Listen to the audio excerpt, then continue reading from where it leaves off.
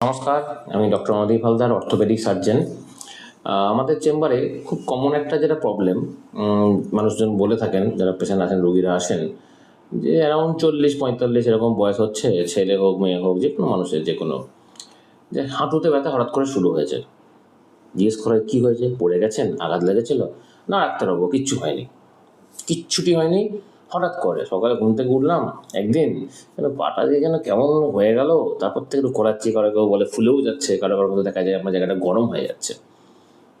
X-ray করতে দেওয়া হলো, তখন দেখা যাচ্ছে কি, যেটা আপনারা সবসময় বলেন, হাঁটুর হাড় ক্ষয়ে গেছে, হাড় বেড়ে গেছে, যা কী হবে এবার? আর অস্টিওআর্থ্রাইটিস তো বড় রোগ, কী হয়ে গেল? হাঁটুর হাড় ক্ষয়টা ওরকম ব্যাপারটা না। এই জিনিসটা দেখুন, এটা হচ্ছে আমাদের আপার পার্ট, ফিমারের পার্ট, আমাদের টিবিয়ার পার্ট, এটা আমাদের জয়েন্ট, নি জয়েন্ট। এইটা যদি আমি এভাবে করে ফ্লেক্স করি, ভাঁজ করি, এখানে থাকছে আমাদের মেনিসকাস পার্ট, আর এটা থাকছে আমাদের লিগামেন্ট পার্ট, এটা হচ্ছে প্যাটেলা। এই পার্টের এইখানে কি হয়, এখানে কার্টিলেজ একটা জিনিস থাকে, যেটা হচ্ছে ওকে কভার করে রাখে। কার্টিলেজটা যখন কভার করে রাখে, সেই পার্টটা কিন্তু ক্ষয়ে যায়। যদি আমরা কখনো এমআরআই করি, তখন দেখতে পাবো সেই জায়গাটা ক্ষয়ে গেছে। হাঁটুর এই হাড়টা ক্ষয়ে যায়নি, এই হাড় অনেক ভেতরের পার্ট, কার্টিলেজ পার্টটা ক্ষয়ে যায়। সেখান থেকে আমাদের অস্টিওফাইট তৈরি হয়, যেটা আমরা হাড় বাড়া বলেন, ছোটো ছোটো দেখা যায় একসাথে পাশাপাশি এরকম কিছু বেরোচ্ছে এদিক বা ওদিক, যেখানে আমাদের ওয়েট বিয়ারিং এরিয়া, সেই জায়গাটা। দেন যখন এক্সরে করা হয়, মেনিসকাস পার্টটা ক্ষয়ে যায়। তার জন্য কি হয়, এমআরআইতে আমি দেখতে পাবেন মেনিসকাস কার্টিলেজের জন্য যে আমাদের নর্মাল গ্যাপিংটা থাকে, সেই গ্যাপিংটা কমে যায়।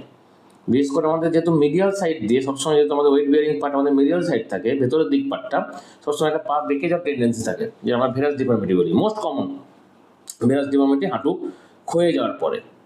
তো সেক্ষেত্রে কী হয়, এই গ্যাপটা কমে যাচ্ছে, কারণ কার্টিলেজ ক্ষয়ে যাচ্ছে, আমাদের মেনিসকাস পার্ট ক্ষয়ে যাচ্ছে, ভেতরে ইন্টারনাল স্ট্রাকচার ডিঅ্যারেঞ্জমেন্ট হচ্ছে, অস্টিওফাইট তৈরি হচ্ছে, তারা হাঁটুকে আরও বাঁকিয়ে দেয়, আরও একদিকে ক্ষয়ে যাওয়ার পার্ট কিন্তু করে দেয়।